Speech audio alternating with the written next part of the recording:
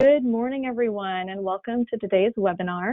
My name is Jessica Petros. I'm with John Byrne Advocates for Youth, and today's webinar is on completing the FAFSA, a how-to for adult supporters of foster youth. Next slide. Before we begin, I just wanted to go over a few logistics. You can enable your audio via either your computer or you can use your telephone, and if you look on the control panel under audio, it'll show you the audio pin if you'd like to call in to hear the audio. You can also submit live questions at any time during the webinar. Simply click the questions tab and type in your question and click send. We will actually have time for questions and answers at the end of the webinar. We will not be using the hand raise function, but please feel free to submit your questions and we will go over those at the end.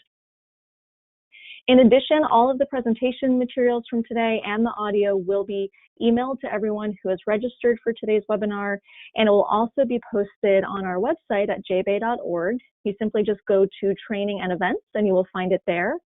And then under the handout section in your control panel, I've also uploaded today's slides. So if you're interested in viewing them right now and downloading them, you can do that as well.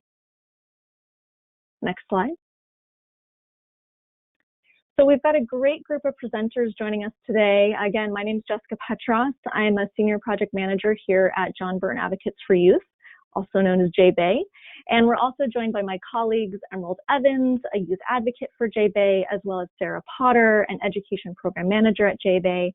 And we're really thrilled to have a special expert joining us as well, Anna Faye Robinson. She's the Director of Financial Aid and Scholarships at L.A. Pierce College, and she's also the 2020 president of CASPA. That's the California Association of Student Financial Aid Administrators, and Anna Faye will be joining us for our question and answer portion of today's webinar as well. Next slide. So just a brief overview of today's agenda. We're going to start off by giving you some information about why financial aid matters and also the important role you can play as an adult supporter. Next, of course, we are going to deep dive into how to apply to financial aid, going through all the different questions on the FAFSA application. And then we all know that the FAFSA is really just the first step. So we're going to hit on a few key steps after the FAFSA, such as how to fill out the Chafee grant and how to create a Web Grants for Students account. And lastly, share some updates with you about Cal Grant and leave you with some additional helpful resources. Next slide. So to kick us off, I'm really thrilled to have Emerald Evans join us today, our youth advocate, to share a little bit about the importance of financial aid and her experience as well. All right, thank you all again for joining us on today's webinar and taking the time to learn how to support youth in foster care with their financial aid application.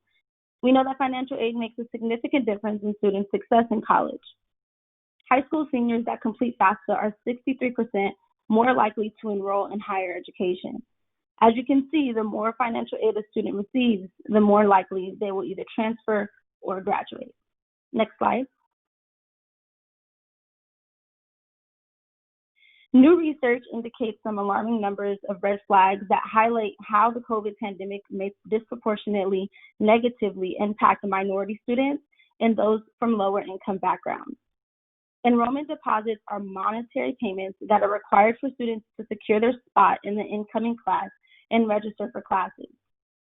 A recent study found that enrollment deposits have decreased by 6% among those students in the most financial needs, which are those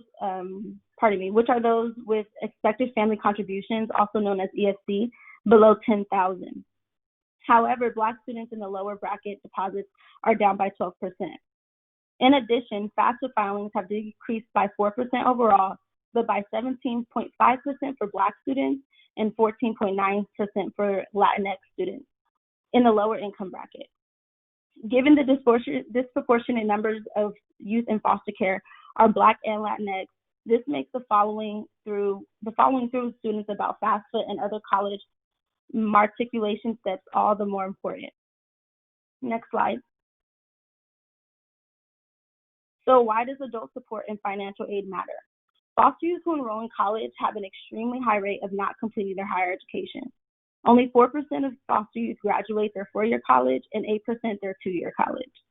In addition, like myself, we are typically first-generation students who may not have any adults who can relate or have college experience to help along the complicated journey. We are facing the odds, and being prepared and supported in all ways is crucial to our success. Receiving financial aid is way bigger than just paying for tuition. As many of you know, college can be very expensive. Unlike typical families where a student may receive financial support like paying for housing, transportation, or even food, foster youth family dynamics can be completely different, meaning we can have less support. Being able to receive different types of financial aid has allowed me to pursue my college career financially stress-free. It allows me to work part-time while enjoying college, being a full-time student. In addition, taking advantage of all resources has allowed me to be debt-free while attending college. The most difficult process of college is actually applying for financial aid. The extensive application has a lot of information and documents that I couldn't access or understand. Also, follow-up documents needed for my school's financial aid office was also confusing and caused a lot of stress. Completing and submitting documents on time and correctly was mandatory for me to maintain enrolled in my classes. When assisting youth in applying for financial aid, it is important that they understand the different types of aid that they can receive and how each type may or may not affect them. It is key that they know the difference between loans, grants, and scholarships. A lot of students do not know their full potential of aid they qualify for, so it is also major that adult supporters are helping students apply for as many forms of aid that they need, especially the Chafee grant, which will be discussed later. When applying for financial aid, originally I had no idea of what I wanted to pursue in college. Some youth won't even know if they are 100% willing to commit to college. Although there may be doubts, you should motivate your students to apply for financial aid regardless. In one way, it can be a motivating factor, and in another, it prevents the hassle of having to apply later. Lastly, a newer issue that I have found that has affected financial aid is, of course, COVID. Due to the pandemic, most college campuses are closed, including their financial aid offices. There has been such a high volume of calls and emails, leaving about 2-hour wait times or over a couple of days of a response via email.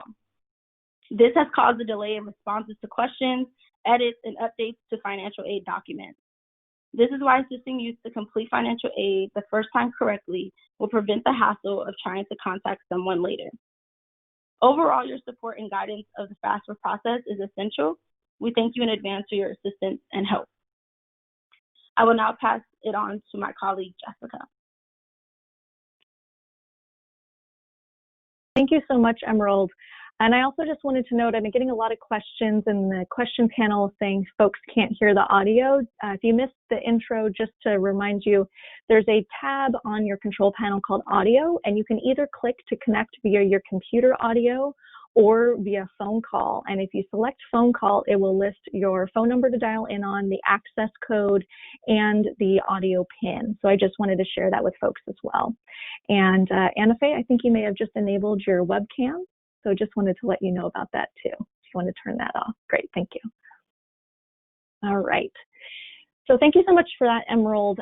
I also wanted to share with you all, if you haven't heard yet, if you're working with any current high school seniors, JBay has been launching the California Foster Youth FAFSA Challenge. This is a statewide initiative led by JBay to increase the rates of financial aid attainment for California's high school seniors in foster care. The way that the challenge works is that these efforts are being coordinated by each County Office of Education and their FYSCP, which stands for Foster Youth Services Coordinating Program.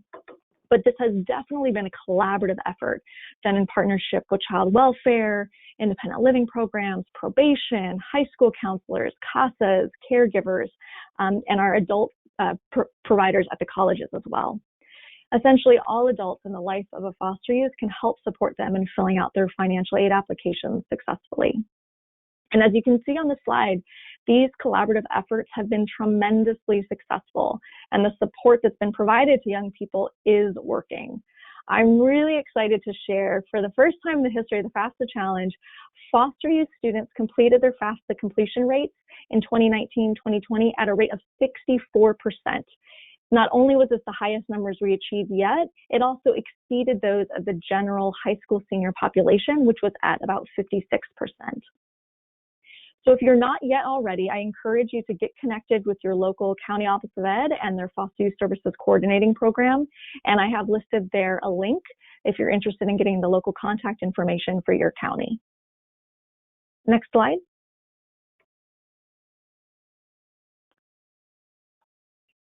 So we have just kicked off the FAFSA Challenge for 2020-2021. It started on October 1st. And I'm happy to share with you all that our goal for this year is to achieve at least 70% of California's high school seniors in foster care completing their FAFSA or California DREAM Act application. So thank you for joining our webinar today, and we really believe that with your support, we can help young people not only reach this goal, but exceed this goal. Next slide. So now let's dive in on how to apply for financial aid. Next slide. Just to give a brief overview, there are 3 parts to maximizing financial aid for our students. And we're going to cover these 3 parts throughout the webinar today and further explain what these terms mean. But just for reference, the first step is to have youth fill out either their FAFSA, which is the free application for federal student aid, or the CADA, the California DREAM Act application. And depending on the student, this can take anywhere from 30 minutes to an hour to assist them in filling out this application. Next, we encourage them to immediately also apply for the Chafee grant. And again, we'll talk about what this is and how to do this later on in the webinar. But this is a pretty quick process, should only take about 10 minutes to assist the student. And then the last step is working with them to create a web grants account, which again is a pretty simple process, only about 10 minutes. So just wanted to put this in for context that when you're working with a young person on the FAFSA, that you really want to have at least an hour set aside to be able to assist them through this process. Next slide. So there are essentially 2 types of applications that students can fill out to apply for financial aid depending on their citizenship status. The first option is the FAFSA, right? The free application for federal student aid. And this is for students who are a U.S. citizen, a permanent resident, or an other eligible non-citizen. An example of an eligible non-citizen could be a U.S. permanent resident who has a green card. And they can simply go to the website here at fafsa.ed.gov to fill out the application. Now, there are paper applications that they can also fill out.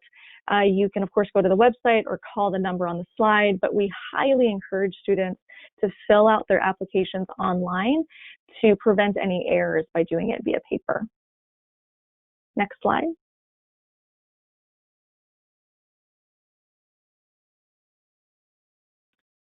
There's another option for the FAFSA as well. Students can also complete it on their mobile phone through an app called My Student Aid, and there's a screenshot of that. And what's also interesting and unique about this is they can start the application, for example, on the app. Maybe they didn't finish it. They can actually finish it on the computer or start it on the computer and finish it on the app, and they have flexibility to use either platform for their application. Next slide. The other type of application is the CADA, or the California DREAM Act application. And this is for students who are undocumented or non-resident documented students, that they have to meet certain eligibility criteria to apply for this. And it makes them eligible for state financial aid, and also allows these qualified students to pay in-state residence fees instead of the higher out-of-state fees if they're attending California's public colleges and universities. So again, this is an application for California financial aid. Also to note, most of the questions on the FAFSA mirror the questions on the California DREAM Act application. So as we go through the webinar today, we're going to be showing you screenshots of the various questions on the FAFSA, but just know that if you do end up working with a student who is an undocumented immigrant, this training will help you to be able to assist them with this application as well. There's a few different spots where there's a little difference between the 2 applications, and we'll highlight those as well. But they simply go to this website here that's listed on the slide. And again, there are also paper applications, but we do highly encourage students to fill out their applications online. I also want to note that in today's political climate, a lot of students might be fearful of disclosing their citizenship status and that they're undocumented. So you might want to keep that in mind and also reassure them that this is an application through the California Student Aid Commission, also known as CSAC. It is not a federal application, unlike the FAFSA. And they keep all the application data confidential that's provided in this application. The data will not be shared with or disclosed to any federal agencies, including immigration enforcement. Additionally, they do not link this application information to the federal government databases, and also it does not qualify students for federal financial aid, such as the Pell Grant or federal work study. It just allows them to be eligible for California student aid. Now, some of your students might be receiving DACA, and that can be a little confusing. If a student is receiving DACA, they should still apply using the California DREAM Act application. If someone's a DACA recipient, they've probably been granted a temporary Social Security number. Even if they have a temporary Social Security number, they still want to fill out the California DREAM Act application. And also to note, these are different programs, so you don't have to have DACA to apply for the California DREAM Act application. Next slide.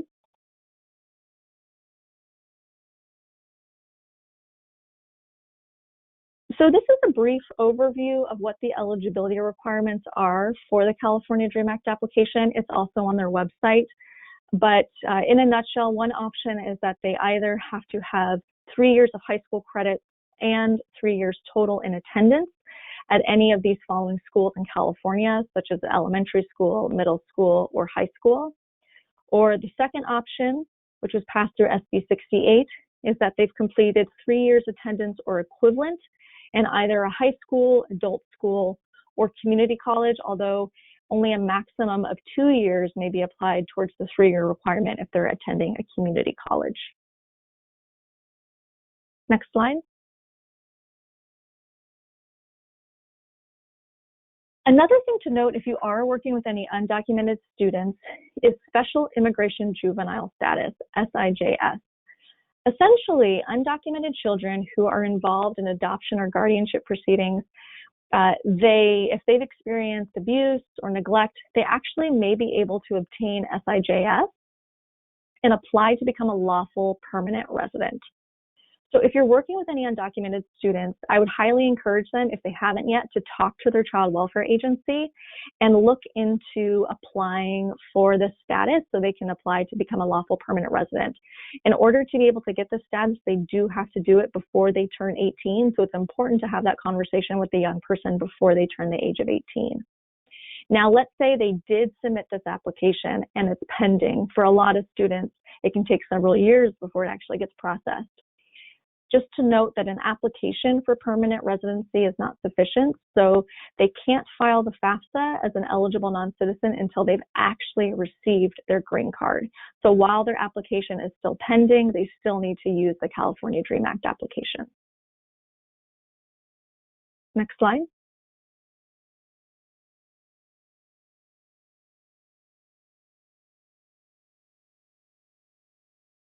So the way that these applications work, both the FAFSA and the California DREAM Act application, they're going to ask a series of questions to ultimately determine the student's expected family contribution, also known as EFC. And this essentially states how much the student is able to contribute to the cost of attendance.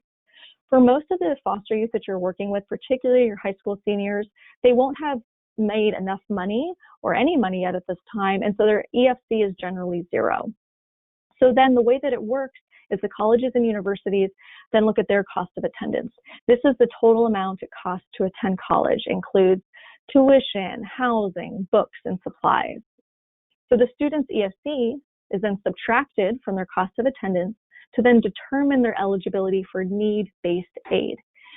Examples of need-based aid could be things like the Cal Grant, the Pell Grant, or the Chafee Grant. So that's essentially how the formula is calculated by filling out these applications. Next slide.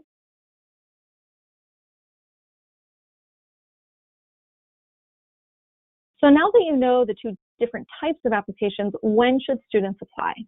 The priority application period is October 1st to March 2nd, before the start of the school year that you're going to begin college. So for example, right now we're in the 2020-2021 school year.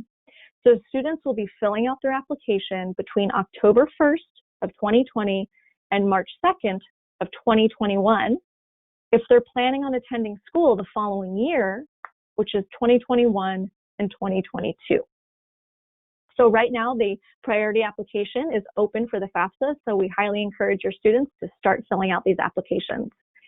Now, students can apply after March 2nd, and if they miss that priority deadline, they should still be encouraged to apply, but they just might receive less money depending on factors such as if they're planning on attending a community college or a four-year university. So essentially, just try to encourage your students to get that application in as soon as possible before the March 2nd deadline. And students can apply for financial aid before they submit their college applications. So it's okay if they don't know yet where they want to apply or where they're going to get admitted. They can fill out these applications for financial aid as a first step. Now, some colleges, such as four-year universities, they might even have earlier priority deadlines. So it's important that students are aware of the deadlines that are being requested by those colleges in case they need to get in even sooner than the March 2nd priority deadline. Next slide.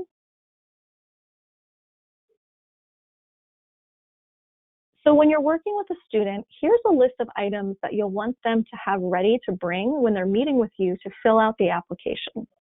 The first thing that they're going to need is they're going to need to know their Social Security number or their alien registration number if they're filling out their California DREAM Act application. Now, it's important that they know their name exactly as it appears on their Social Security card. Some youth may have never seen their Social Security card, and they want to make sure that both their number and their name matches exactly as it is on that card. The other thing, and this is just for students applying for the California DREAM Act application, and it is optional, but if they have it, we do recommend that if they're filling out that DREAM Act application, that they also know and enter their statewide student identifier number, their SSID, which they can get from their high school counselor. They're also going to need an email address, one that they check often. We recommend that they don't use their high school emails. A lot of times those are temporary, they expire at the end of the summer. We want them to use an email address that they can use long-term throughout their time in college, such as a Gmail. Next, we want them to think before they fill out the application of where they want to apply to college. They only have to enter at least one college, but they can list up to 10 colleges in the application, so they want to start thinking about that. And then lastly, they want to have their students' tax or income information from the prior year. So what does that mean? If a student is planning on attending school, for example, in 2021 or 2022, so they're applying this year for school next year, the application is going to ask them for any income they earned or received in 2019. So we'll want them to have that information ready to put into the application. If they made enough money to file taxes, we'll talk about this as we go through the webinar, but there will be a function to automatically use a feature in the application to link to the IRS and actually transfer their tax information from 2019, and we'll talk some more about that. Next slide.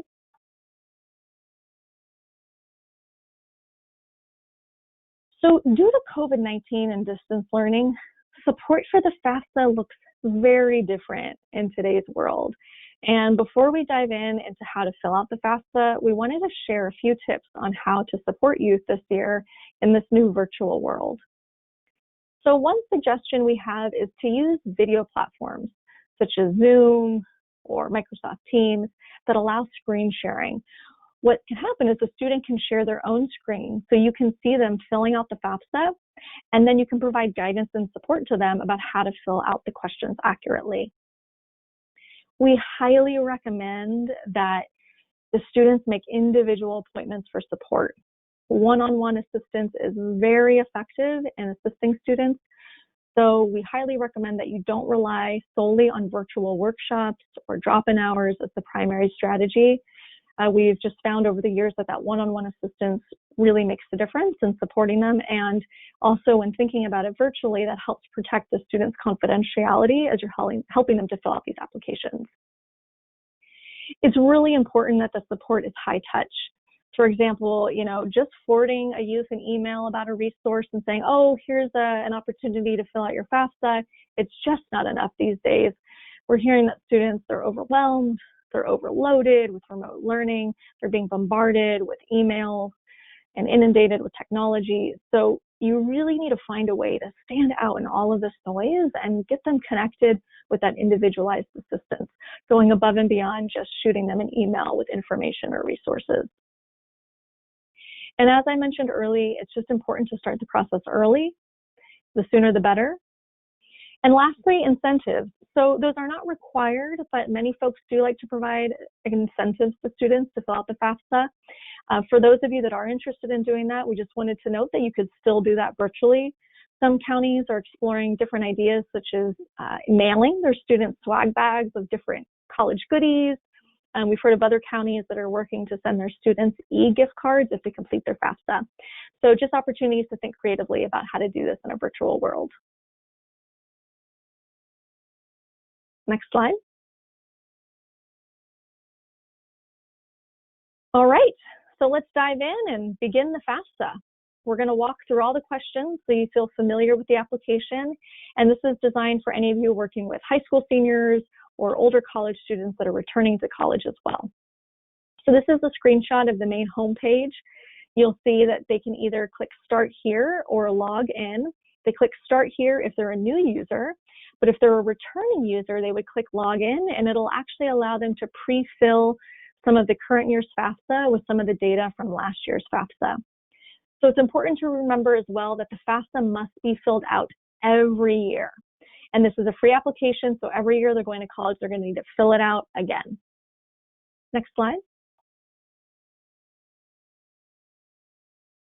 This is a new feature. It's also on the new homepage when you log into the FAFSA website, and it now shows you FAFSA deadlines for each state. So, every state has a different priority deadline. In California, it's March 2nd, but particularly if you're working with any out-of-state college students, they can put in the state that they're planning on attending, the year that they're planning on attending, and get the priority deadlines for that state as well. So that's a neat new function that you can check out this year. Next slide. Great. So once they go to the login page, they'll be prompted to create what's called an FSA ID, or a Federal Student Aid Identification. So you'll see on here, there's two options when they log in. We'll want them to select I am the student. They do not need to select I am the parent or preparer. So they click I am the student, and there's this little blue icon that says that if they don't have an FSA ID, they need to create one. They just click the little blue button that says create one, and they will be taken to a new website where they are going to be asked a series of questions to create that FSA ID. Next slide. So it's a new layout than the prior years. This is a screenshot of what the homepage looks like for the FSA ID. So they just click Get Started. Next slide. And they'll be asked a series of questions in 7 different sections to create this ID, which they will be able to use to log in to their FAFSA application. So on the first page, they enter their name, date of birth, and social security number. Again, please make sure that they enter their name and social security number exactly as they appear on their social security card, so there are no errors. Now, if they don't know their social security number, this is where you would have them contact or assist them in contacting their child welfare department or their independent living program for assistance, and they would have this information. Now, if they don't have a social, again, this is to indicate that they would be doing the California DREAM Act application. Next slide. This next section here, they create their account information, a username and password that they can easily remember, and then an email address that they check often. Again, this is for security purposes in case they get logged out, and we want them to use an email that they use often, that they also know how to access. I've worked with many students who really don't use email much, and they maybe haven't used it before, and they may not know how to log into their email. So make sure that they know their password for their email as well, because they're going to be sent really critical information via their email. Next slide. Here it's pretty simple. They enter their permanent address and then their mobile number if they have one. It's not required, but it is recommended. And if they want, they can set up a mobile phone account recovery. This is new, so if they get locked out, they would get sent information via text on their mobile phone. Next slide. And then here's where it asks them how they'd like to be communicated with, either by mail or email. We definitely recommend email as the primary means of communication. And again, just keep on reminding students to check their email often, because a lot of information is going to be sent to them via that email, and we want to make sure they have access to it regularly. And lastly, they can indicate their preferred language. Next slide.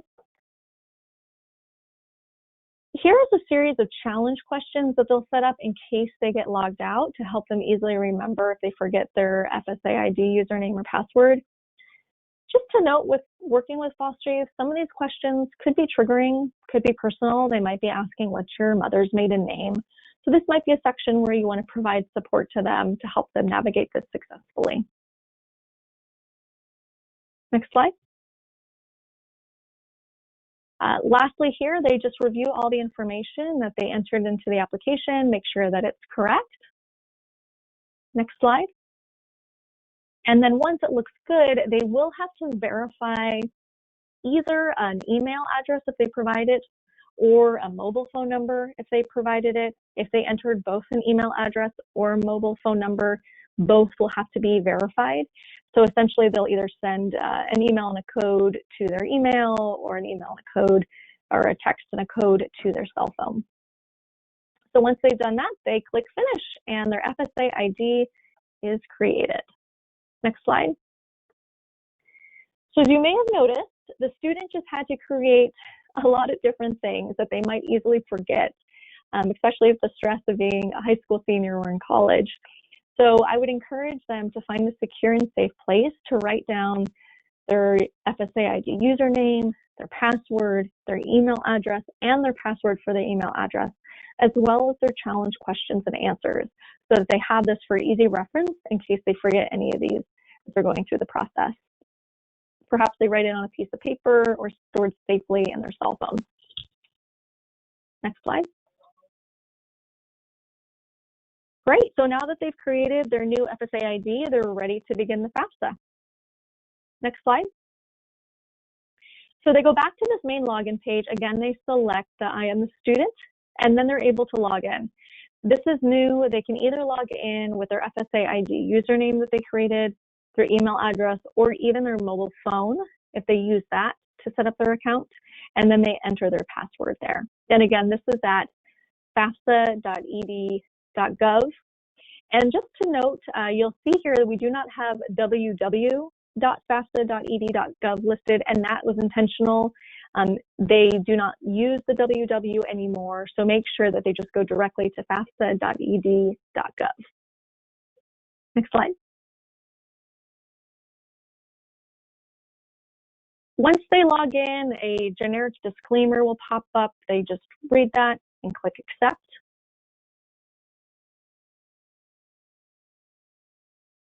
And then they have to select which school year they're applying for financial aid. Now, this is where a lot of students get confused, and if they select the wrong year, their financial aid is not going to get processed. So, for example, we're in the 2020-21 school year for current students, but they're going to be filling out the application for the year that they plan to attend. So they'll be filling out the 2021-2022 FAFSA application. Now, some of you might have students that are planning on attending summer session this upcoming year. We actually recommend that they complete both applications from both school years. Schools actually have the option of using either the prior or the upcoming year's financial aid for summer. So once you've picked a college, we recommend that the student checks with the financial aid office about summer financial aid and how their college will handle it. But as a best practice, if they're thinking about attending school in the summer, just have them fill out both applications. They'll start with one, you'll finish the application, log back in, and do the next one. Next slide.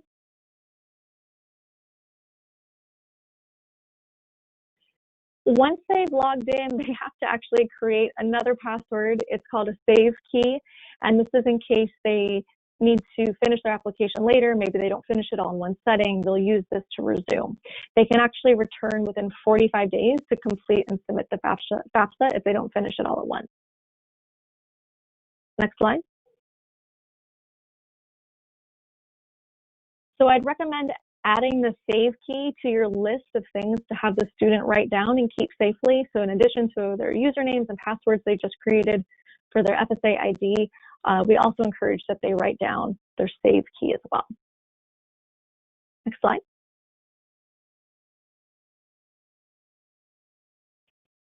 So once they've logged in, there's this general introduction page that gives them more information about the FAFSA. They can read any of the sections if they'd like. Otherwise, they can just click next. Next slide. And this is the beginning of the application. So you can see on the top, there's actually 8 sections. We're going to go through all of them. You might notice on here that there's a section that says parent demographics and parent financials. That might be stressful for a student. As we're going to talk about today, many of these you're working with are going to qualify as an independent student on the FAFSA. We'll talk about how to determine if they qualify for that. And then for students that do qualify as independent status, they'll actually be able to automatically skip the parent demographics and parent financials section. You can also see on the top right, there's a save button. They can click save as they move through the application. There's also these blue question mark circle icons you'll see on the right-hand side. So for any of the questions, if the student's confused, they can click on that as well to get more information. Next slide. So the first section is the student demographics section. The Social Security number will actually automatically pre-fill here based on the information that they entered for their FSA ID. So that's why it's so critical that they enter that information correctly when they're creating that FSA ID. Then they'll enter their first and last name and their date of birth, again, reminding them to make sure they enter it exactly as it appears on their Social Security card. Next slide. Here they enter an email address. They can actually enter it twice to make sure there's no errors. And again, a lot of critical information will be sent to them via email, so it's important that that's in there. They can enter a telephone number, but if they don't have one, that's okay. It is optional. Next slide.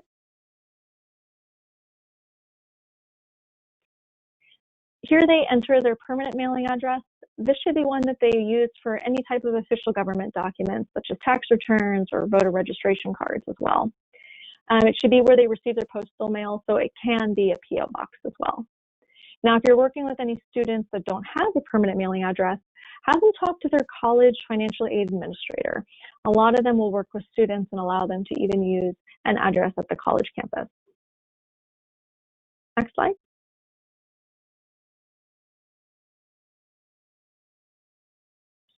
They'll then be asked how long they've lived in California and if they've been there for at least 5 years. If they have lived in California for at least 5 years, then they might be eligible for California State Student Aid. In California, that's called the Cal Grant. Just to note, a separate application is not required to receive the Cal Grant. However, they will need to make sure that their high school, if they're a high school senior or college student, their college, that their GPA has been submitted and successfully matched their FAFSA or their California DREAM Act applications. So while a separate application is not required, students must have at least a 2.0 GPA to be eligible for the Cal Grant. And for a student to verify and to find out if their GPA has been submitted, they need to create what's called a Web Grants account. So Sarah's going to talk more to you all about how to create that Web Grants account and how to use that to successfully verify if their GPA has been submitted and matched to their FAFSA application. They'll then be asked if they're a U.S. citizen. If they select no, the option that says no, but I am an eligible non-citizen, then they'll be asked to provide their alien registration number. Now, if they select no, I'm not a citizen, that means that they're not eligible for the FAFSA and they should be doing their California DREAM Act application. Next slide.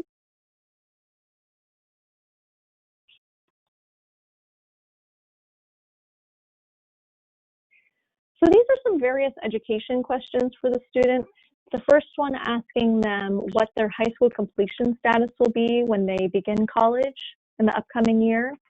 So they can select high school diploma, GED, or homeschooled. And a GED is definitely fine as well. The other question is, what college degree or certificate will you be working on when you begin the 2021-2022 school year? So we want them to select the option that best fits their initial educational goal. Do not have them select other undecided. Maybe they're not sure, that's okay, but have them pick something because if they select other undecided, it actually may limit the grants that they receive. Maybe they're not sure if they're going to get a 2-year or a 4-year. If they're not sure, just have them select 4-year college. And it's important that they don't select second bachelor's degree unless they've already completed a bachelor's degree, because again, it could limit the grants that they receive.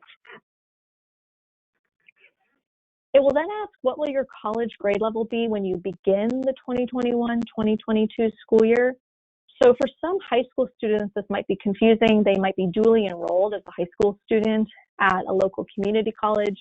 For those students, they are still considered first-time college students and have them select that their college grade level will be never attended college / first year. Also on here is a question asking them if they're interested in being considered for work study.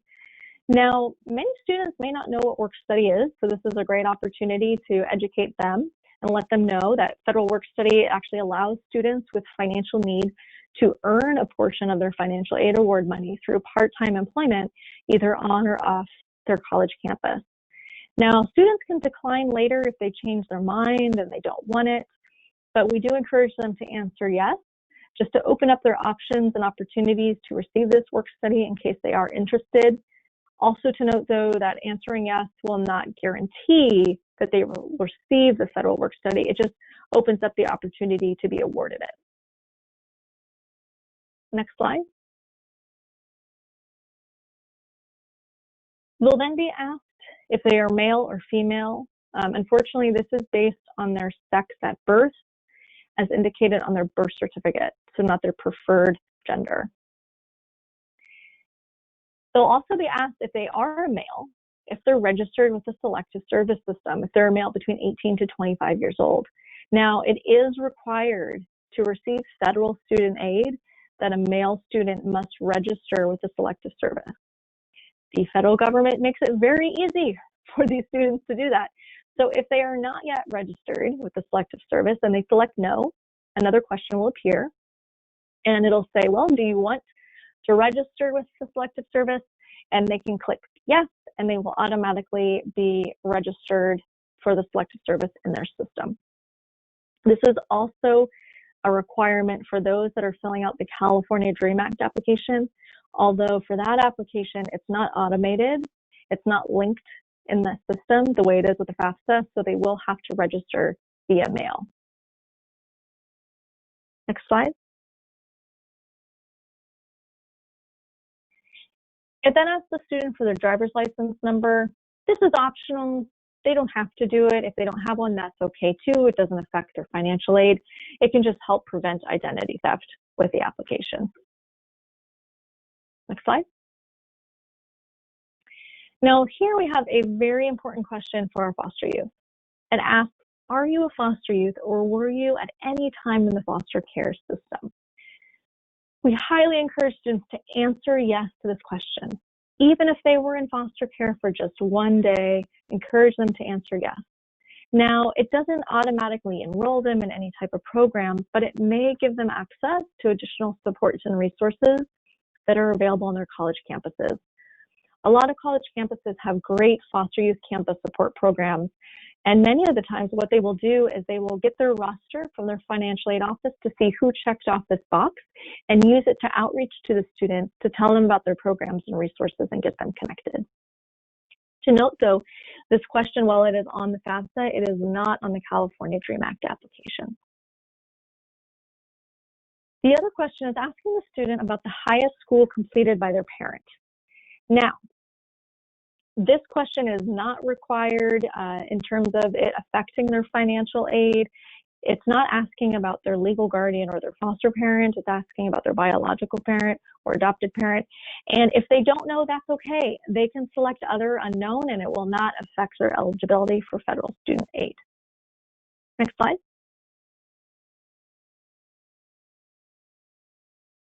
Now, this slide really pertains to students who are returning to college. It's going to ask if you've ever received federal student aid. So if you've ever received it, maybe they're a returning college student, they select yes, they're going to want to ask them if they've ever been convicted for the possession or sale of illegal drugs for an event that occurred while receiving federal student aid. So for federal student aid, you cannot commit a crime related to the possession or sale of illegal drugs. If you do, it will affect your eligibility for federal student aid. But the good news is that it's not permanent.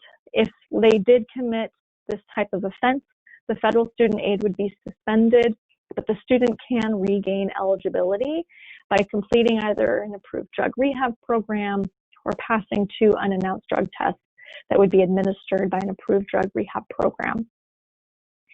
Just to note too, if you're working with a student that did commit a crime related to illegal drugs, if it happened before they were 18 and they were not tried as an adult, they do not need to select yes.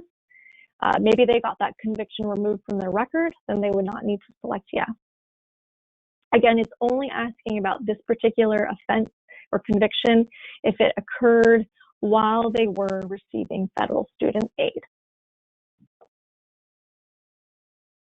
Now, I will say, even if you aren't eligible for financial student aid due to this reason, still have the student complete and submit their FAFSA because they might be eligible for state or school financial aid, even if they are ineligible for federal student aid. And this applies just to federal student aid. It's actually, this question is not on the California DREAM Act application. Next slide. So now we're going to move into the school selection section. So if the student indicated on the prior question that they are still in high school and that they're going to be completing their high school diploma, when they get to this school selection section, they're going to be asked to provide the name, city, and state of that high school. Now, if they had selected that they're going to be receiving a GED, then they would not be asked this question. So here they provide that information about their high school. We really encourage that they use the search function. We've seen there can be a lot of errors sometimes when they manually try to type in their high school. So encourage them to select the search function and find their high school that's listed there for your high school seniors. Next slide. So in this example, the student typed in West High School. Turns out there's a lot of West High Schools. This might happen where they put in their high school and they'll just need to browse through the list to find the high school that pertains to them in their city. Next slide. Now they'll have to search for and select up to 10 colleges that they may want to attend. Again, they only have to enter at least one, but they can do up to 10 colleges. And again, they do not need to have actually applied for admission yet to the college. They can fill this out before they've applied. This is just thinking about which schools they intend to apply to. And again, just like with the high school question, we encourage that they use the search function to find that college. Next slide. Now, after the FAFSA has been processed, the student's going to receive something called a student aid report, or STAR. And they can actually, if they want, maybe they want to apply to more than 10 colleges, they can then go back in their FAFSA and apply to an additional 10 colleges by replacing the original set of 10 colleges and adding in a new set of up to 10 colleges. The original set of 10 colleges that were entered, they'll still receive their copy of your FAFSA information. And then, of course, the new colleges that entered into here will as well. And the student can repeat this process as many times as necessary, each time waiting until they first receive their STAR or STAR notification. Many students might also be thinking about applying to a UC or a CSU campus. Just again, remind the student to apply to and indicate each individual UC or CSU that they plan to attend. Next slide. Now on here, they're asking the student about their housing plans for each campus. You know, most of our four-year universities and colleges do offer on-campus housing. Only a few of our community colleges in California offer on-campus housing. Now, you might have a student that's planning on living with their resource parent or foster parent or relative caregiver, maybe even their legal guardian. Do not select with parent. They are not referring to foster parents or legal guardians as parent. If you're working with any foster youth who will be living with those types of caregivers, have them instead select off-campus, and this will be crucial for getting all the money that's available to them to help with living expenses.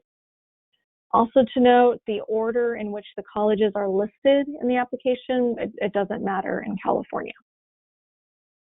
Next slide.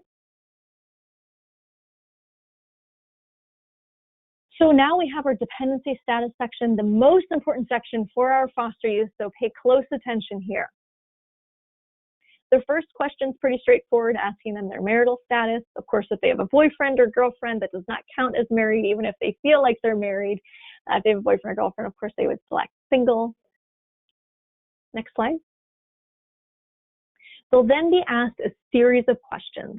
If they answer yes to any of the questions on this slide or the next slide, they'll be considered independent for the purposes of the FAFSA.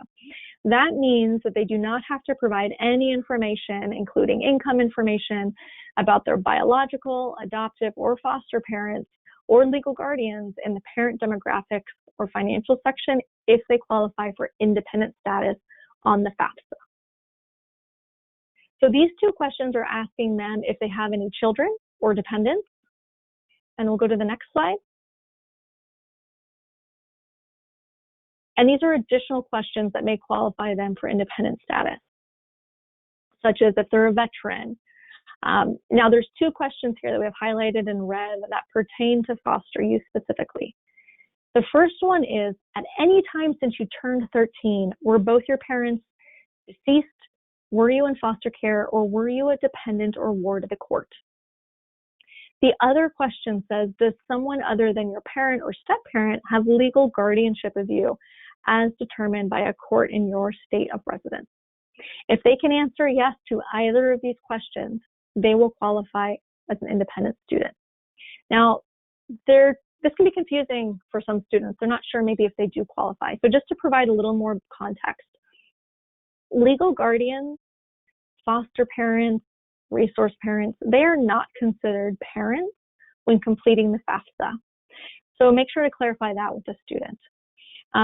Even if they were in foster care or a dependent or ward of the court for just one day after the age of 13, they still qualify. So perhaps they were adopted at the age of 14.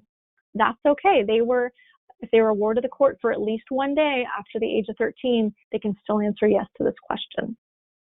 Also to note, the term ward in this context is used similarly to mean dependent of the court. Now, some foster youth might be involved with the child welfare system. They might be involved with the court system. That does not mean, though, that they were a ward of the court. They had to have been under the custody of the court. There would be court-ordered documents to designate you as a ward of the court. And for example, if someone was involved in the court system with child welfare, but remained in the legal custody of their parents, they would not qualify for independent status as a foster youth on the FAFSA. You might have some youth that are involved in family maintenance. They would not qualify unless they were in out-of-home care for at least one day after the age of 13. Now, some youth in foster care may also be involved in the juvenile justice system and under the jurisdiction of the probation department. These youth are also eligible for financial aid. Their involvement with the juvenile justice system does not disqualify them from financial aid. Now, there can be extenuating circumstances. For example, let's say a student exited foster care before the age of 13. Maybe they were reunified with their parents or they were adopted. Generally, those students would have to report their parents' income on the FAFSA. However, there can be special circumstances, perhaps it was a failed adoption, where the student can request an exemption. And what they would need to do is consult with their financial aid office at the college that they plan to attend to talk to them about getting an exemption for this if, again, they were reunified or adopted before age 13, and for whatever reason, those parents are not taking care of the child any longer. Next slide. So if the student selects the box that says that they were in care at least one day after the age of 13, this is how the process works to verify that. Generally, there was a bill that passed that now automates verification, and it happens through a data match with CDSS, the California Department of Social Services. So for many students, they will not need to provide verification. It will happen automatically. However, while this new system is in place, we have been hearing that not all colleges are using it. And so the students may still be asked to provide documentation for proof of their involvement in the foster care system, what's called a ward of the court letter, or if there was an unsuccessful match with the data system. So if that happens, here's information about how they can get that ward of the court letter. If they're a current foster youth, they would contact their social worker or their independent living program. If they're a former foster youth, they can get in touch with their social worker if they still have their info, but generally it's easiest if they contact the state foster care ombudsman's office, and that phone number is listed there. In general, I would just recommend that as best practice, all of these students, particularly if you're working with your high school seniors, that they request this letter because they might need it for their FAFSA, or they might need it to access other programs at their campus. And so it's just good for them to have that and have that filed safely in case they need it provided to their college or university. Next slide. So here you'll see that it asks about their household size. If the student indicated previously that they were married, this will automatically populate on the screen. If they indicated previously that they have children, they will then have to enter the number of children. If they have siblings or other relatives that they're living with, foster family, those folks are not considered part of their household size. They're just looking at the student, if they have a spouse, and their children or dependents. It will then ask the student their number in college. They would just enter 1 for number in college unless they have a spouse who's also attending college at least half-time. Next slide. So assuming they answered yes to one of those prior questions, they'll get this screen that says, you are considered an independent student. So again, they will not be required to answer questions about their parents. Now the FAFSA will ask them, do you want to answer questions about their parents? And they can just go ahead and click no and skip that section. It will not be held against them. They do not need to provide that information. So once they click next, it will automatically skip the parent demographics and parent financial section and go straight to questions about the student's finances. So I'll now turn it over to my colleague, Sarah, to walk you through the student financial section. Thank you so much, Jessica. I wanted to just quickly note that we are getting your questions into our question panel, and we're sorting through them and assigning them to our panelists. And so we encourage you to continue to submit your questions, but just know we're trying to figure out kind of what the common themes are around some of them, and we'll answer those towards the end of today's webinar. So keep them coming if you have questions. So today I'm going to walk you through the student financial section of the FAFSA.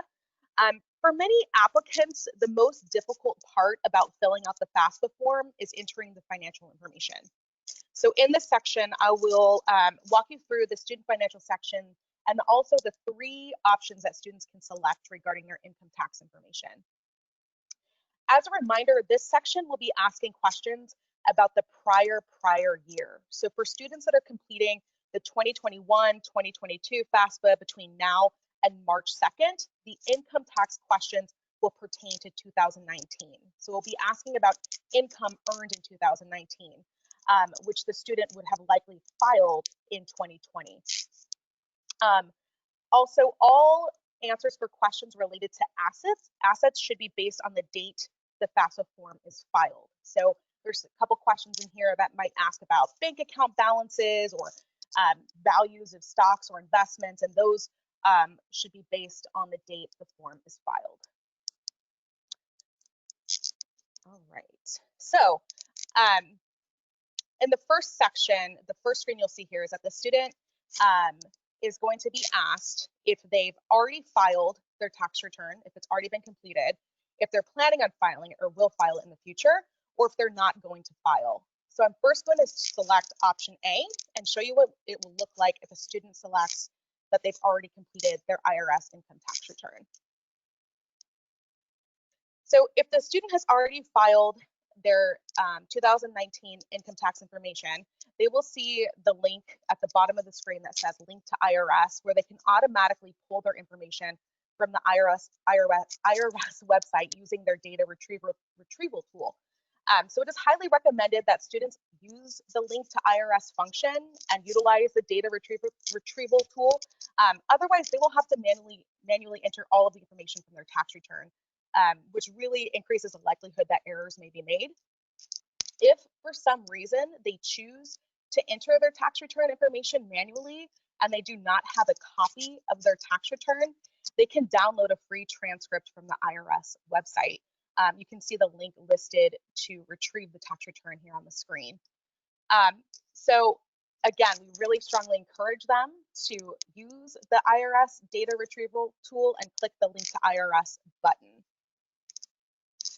So once they do that, they will see a screen pop up informing them that they are leaving the FAFSA website. They can simply click proceed to the IRS site.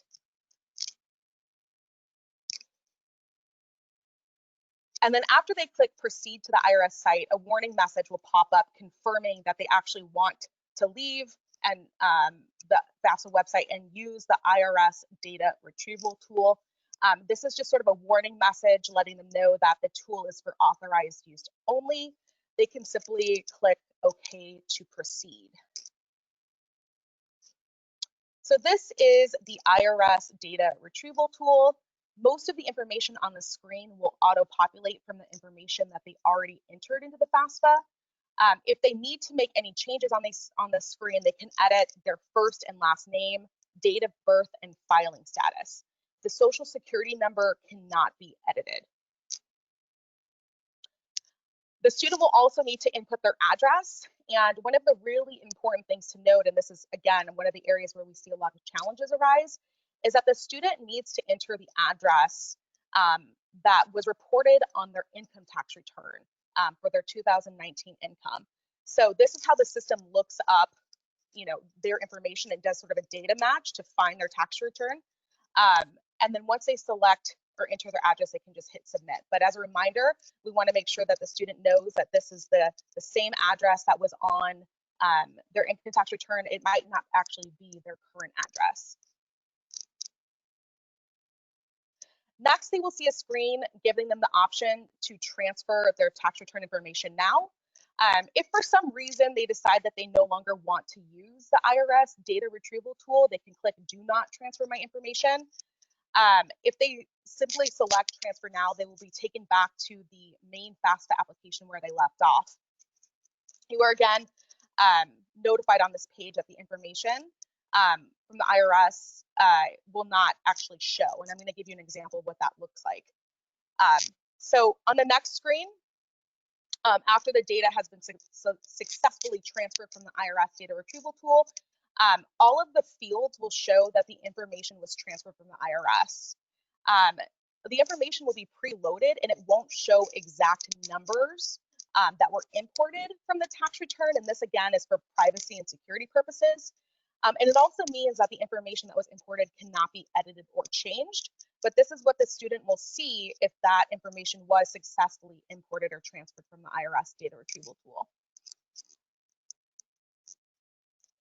So students may either choose to enter their IRS tax information manually, like we said. Sometimes that, they choose that because for some reason they want to, or there might be an issue using the IRS data retrieval tool. This is a screenshot indicating that if they want to enter their information manually, that they would just select no thanks. And we won't be reviewing all of the questions if they select no thanks and want to enter manually today. But the process is pretty straightforward in that it tells them line by line which questions and information that they're looking for and where they can find it on their tax return information. But again, we highly recommend that they use the IRS data retrieval tool because it does minimize errors that we see happen a lot when people are entering information manually. So the next option that students can select regarding their financials is that they will file their taxes. In reality, very few people will need to select this option because it means that they missed the deadline to file their 2019 income tax return. So it's a very rare occurrence. But if they do select that option and they select the will file from the drop-down menu that you see here, a warning message will appear confirming that they did indeed miss the deadline to file their 2020 income tax return, but they are planning on doing so. They will need to click OK to confirm that they read the message and that they selected the right answer choice, again, because this is a very rare occurrence. It's important to note too that once they file their taxes and their return has been processed by the IRS, they will need to go back into their FAFSA application to make corrections and to change their status from will file to already completed. After they hit next, they will be taken to a screen to estimate what they think their income was in 2019. They can use either their tax returns from 2018 to provide estimates if they think that their income might be similar. If not, they can use the income estimator tool that will ask them a couple questions about what they think they earned.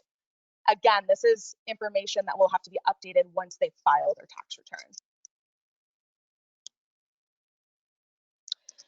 The third and last option that students can select is not going to file.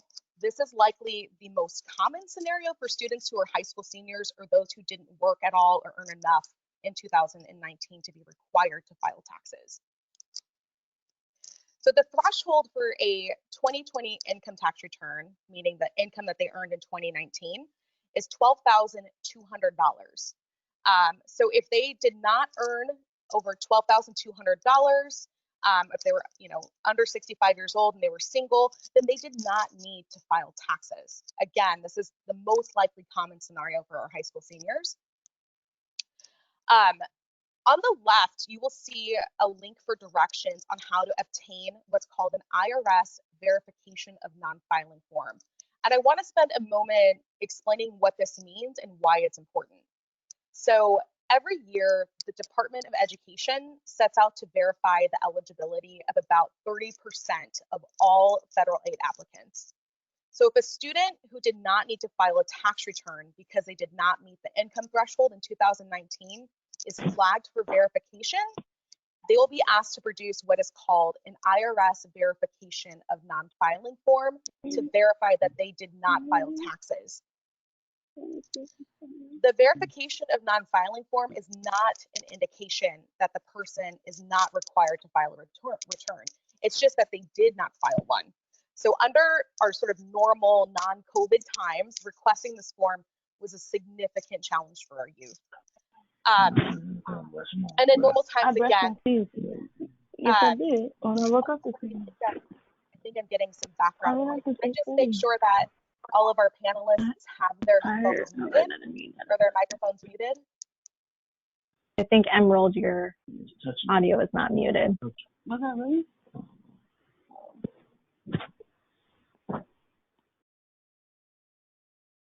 All right. Sorry about that. So again, in non sort of COVID times, the form can be requested online or via email. But due to COVID-19, the IRS has stopped processing transcript requests by mail until further notice. The Department of Education also issued guidance in July that allows foster youth students to waive this requirement. So instead of having to submit the non-filing letter, they can actually sign an affidavit or a letter sort of stating that they did not file taxes. So if a foster youth student is flagged for verification, they should consult with their financial aid office for assistance to make sure that they get that signed affidavit and clear the verification. We have link on the screen here. You'll see the tinyurl.com/non-filing letter. And there you will see instructions about the IRS non-filing form. But again, should one of the foster youth students that you're working with be flagged for verification, we highly recommend that they reach out to the financial aid office for assistance to clear the verification and submit the forms that they need to.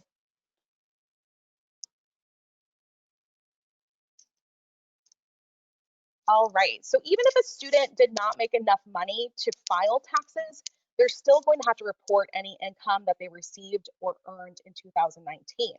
So the first question that they will be asked is how much they earned from working, which is pretty straightforward. So if they did not earn any income from working, they can simply enter 0. In the next series of questions, they will be asked if they paid child support or if they had any earnings from a cooperative education program, which is it's offered by colleges typically. It's like paid experience or a college course. They'll also be asked if they received federal work study, and they must enter this information twice in the FAFSA. So it's subtracted when determining their total income. So first, include the amount in the total provided. So when it asked how much did you earn from working, then they'll add the other components, and these will actually be deducted. So it won't be counted against them when determining their total income. So the next series of questions covers some of the less common types of untaxed income that the student may receive, including child support payments. So it's really important to note here, and this again is where we end up with a lot of questions specific to foster youth students. So foster youth students who are participating in extended foster care do not have to report their AB 12 payments on the FAFSA. This includes extended foster care youth who are also receiving the infant supplement. So those do not have to be reported as untaxed income. Similarly, they do not have to report CalWORKs payments or any sort of untaxed Social Security benefits or supplemental security income. We want to make sure that students are aware so they don't incorrectly list those resources as income on the application. And should they have any questions, they can check the help page for other examples of what constitutes untaxed income. There's a complete list that shows what is considered untaxed and what's not. But again, we want to remind our foster youth that a lot of the benefits that they're receiving as part of being an EFC or receiving the infant supplement do not have to be reported here. So on the next slide, they're going to be asked if they want to skip questions about their assets. So this is an optional question. We encourage students to click yes, meaning that they want to skip the questions. Otherwise, they'll be asked about how much money they currently have in their checking and savings accounts and the value of any investments they might have. But again, since this question is optional, they can skip it. I think it's important to remind students as well that there's no penalty for skipping this question. It's not going to affect whether or not their FAFSA application is considered complete if they choose not to answer optional questions. So the next step of the process is to sign and submit. We're getting there. So the first question that they'll see is going to ask them if they are a preparer.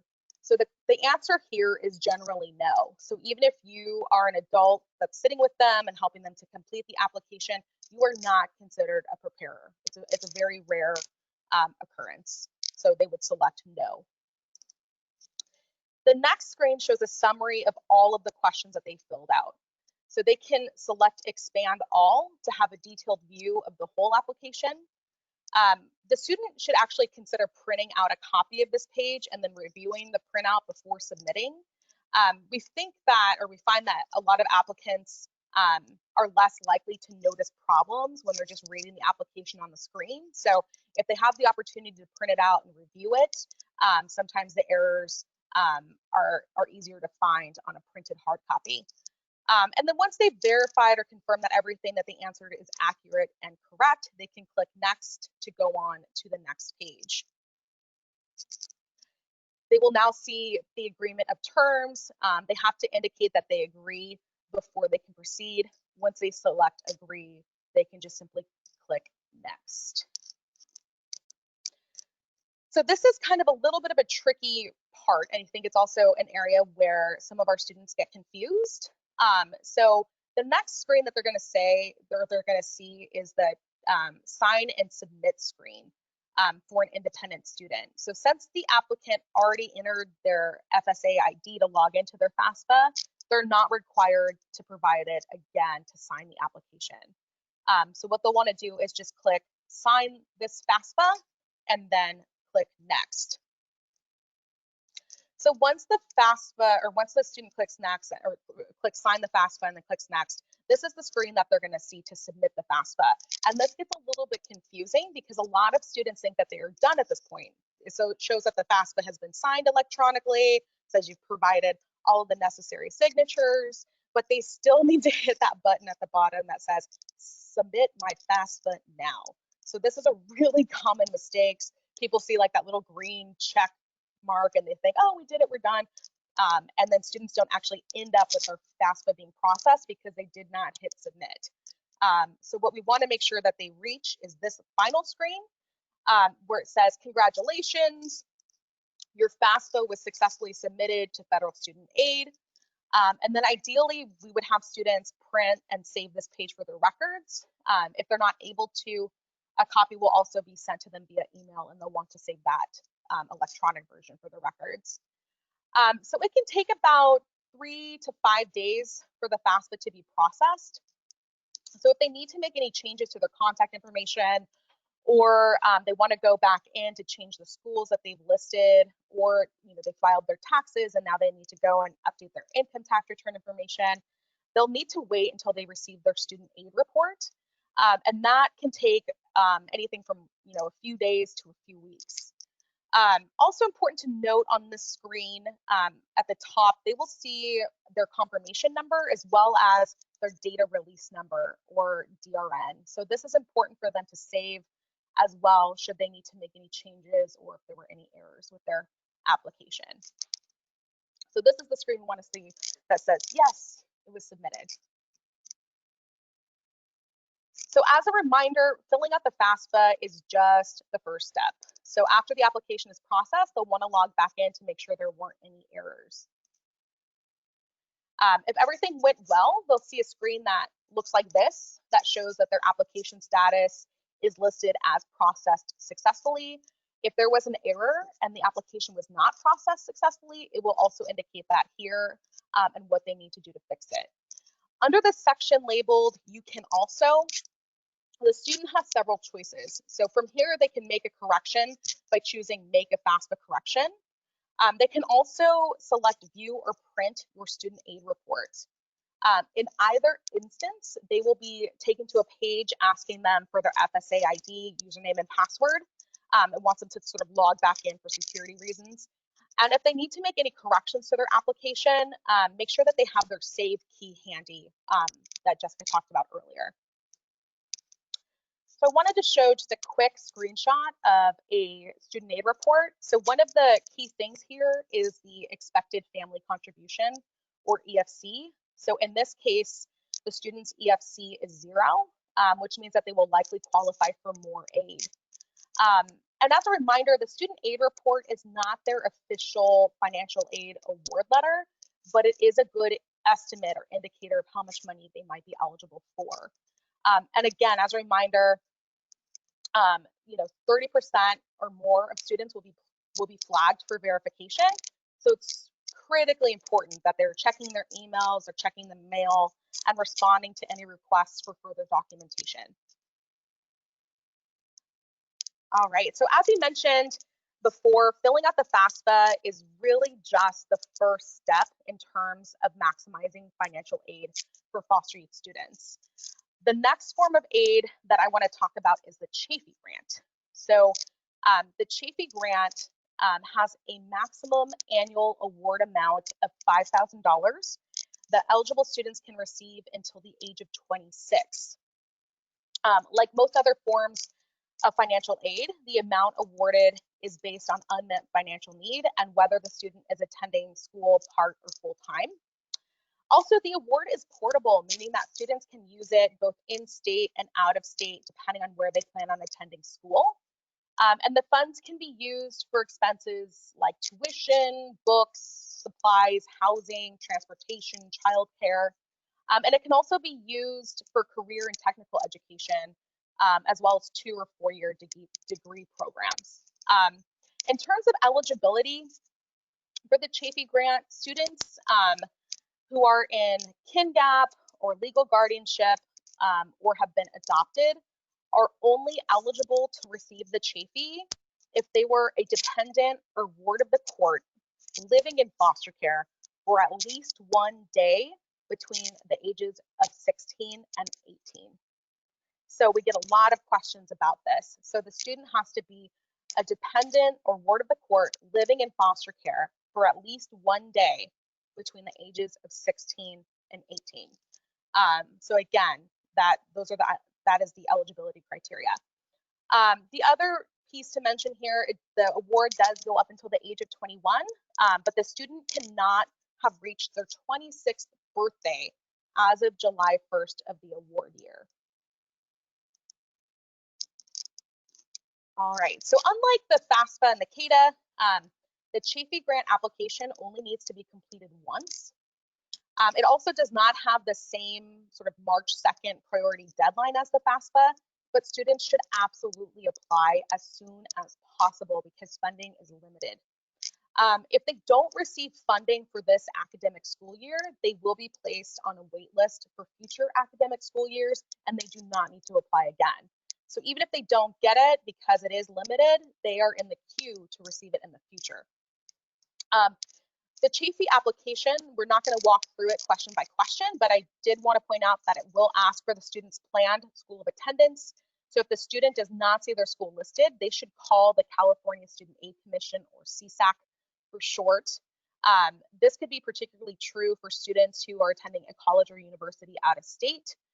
So a lot of the out-of-state campuses are not listed on the application, but the Chafee Grant can be used for out-of-state institutions. It's just likely that CSAC needs to enter them into their system. Again, when the student completes the Chafee Grant Award, they will have to indicate their planned school of attendance. And so even if they aren't 100% sure where they're planning on going to school, we just kind of encourage them, just pick one, and they can update that information later on, and I will show what that screen looks like as well. So the next thing I want to talk about is setting up a web grants account. So like Jessica mentioned earlier, students who might receive a Cal Grant or might be eligible for a Cal Grant do not actually have to complete a separate application. So the Cal Grant application, quote unquote, sort of piggybacks off of the FAFSA. So they don't have to do another application. All of that information is from the FAFSA is going to be relayed to the California Student Aid Commission. But we do want to make sure that students set up a web grants account so they can look at both their Cal Grant and Chafee Grant applications and information and see if they need to provide any verifications or if there's sort of any issues that need to be addressed so they can receive those funds. One of the things that Jessica mentioned is that Cal Grants are a form of state financial aid. Students now with dependent children can get up to an additional $6,000 a year, which is incredible. They must have at least a 2.0 GPA, which is why making sure that their high schools submit their GPA by the deadline is really important. And it is the student's responsibility to ensure that their high school submits their GPA. So if their GPA is not submitted and matched with their FAFSA application, they will not qualify for the Cal Grant. So I'm going to talk a little bit about that as well. The other thing that is really incredible is that the Cal Grant was expanded for foster youth. So foster youth can now apply up until the age 26, and they can renew it for 8 years. In the past, it was 4 years. So this is, again, a really amazing way that we're trying to increase access to the Cal Grant for foster youth students. And then for foster youth who are attending community college, they have until September 2nd to apply. So it's not the same priority deadline for the FAFSA, which is March 2nd. They have all the way until September 2nd to apply. But again, that is for those foster youth students who are attending community college. Similarly, foster youth is defined in terms of the Cal Grant based off of whether or not they spend at least 1 day in care after the age of 13. And then a few years ago, only 10% of youth actually received the Cal Grant. So it's really important to help them apply while they are a senior in high school. We found out that a lot of youth weren't accessing it, even though they were eligible. So like I mentioned, to manage and view both the Cal Grant application and the Chafee Grant application, students will need to create a web grants account. They will need to wait to create the account until their FAFSA or CADA application has been processed. So that can take anywhere from a few days to a couple weeks. And should they encounter any issues when trying to create their web grants account, we've listed here the support information, phone number, and email for CSAC. So once they create their web grants, account, we want to make sure that they go in and they check their award status, see if they were awarded their Cal Grant or Chafee Grant. We want to make sure that there's no sort of pending items that need to be verified or forms that need to be completed. They'll also want to confirm that their school of attendance is accurate, verify that their GPA has been received, enter their high school graduation date, and then also, if they applied for the Chafee Grant, make sure that their foster youth status was verified.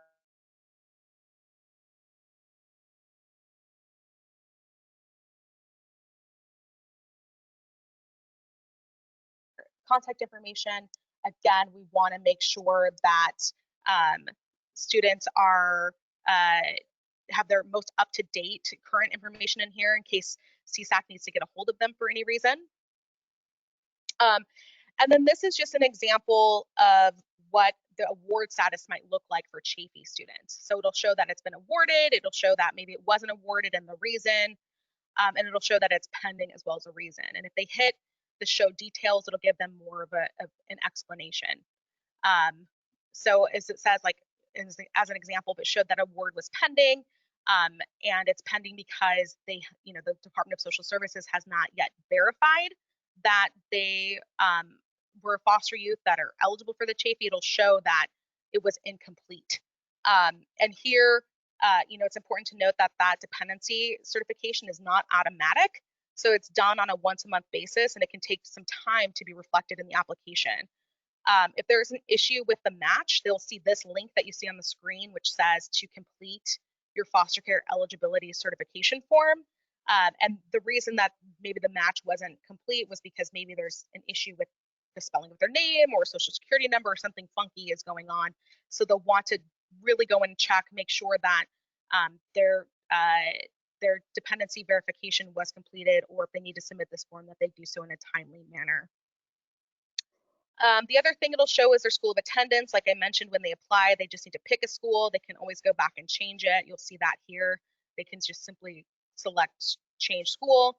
They can also see an example of like their award amount. So it'll show them how much they've received every year, if there were, if their payment was issued, and it'll show them if they have any sort of remaining eligibility. So this is a great tool. Similarly, in web grants, you can look at your Cal Grants award status, and it'll show if it was awarded, if it was pending, or if it was not awarded. Each has a sort of button that they can click to show more details.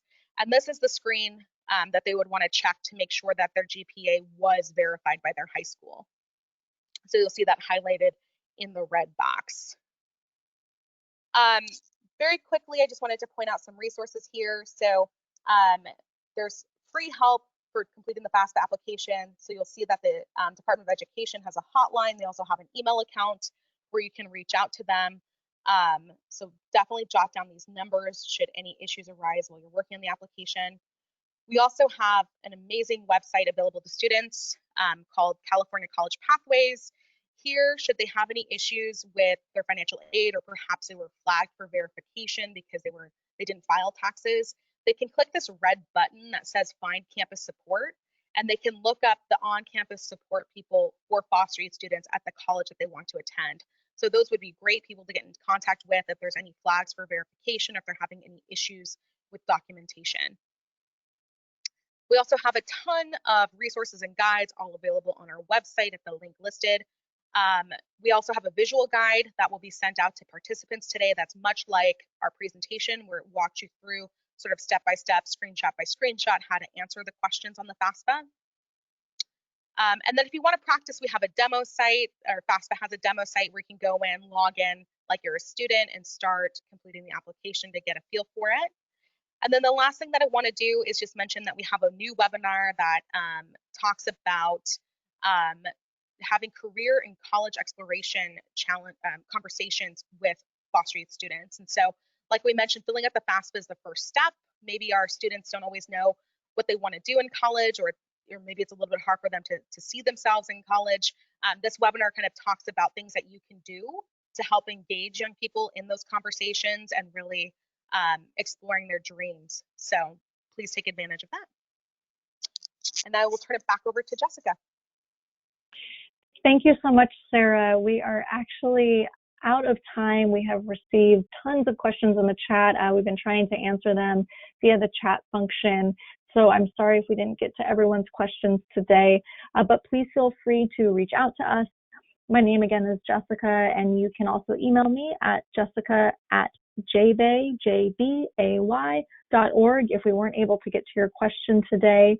Also, please check out the resources that Sarah sent, because most of your questions should be able to be found within the financial aid guide for California foster youth, or in the slides that we provided today, which will again be sent out to everyone who registered, also posted on our website and found in the handout section on the control panel as well.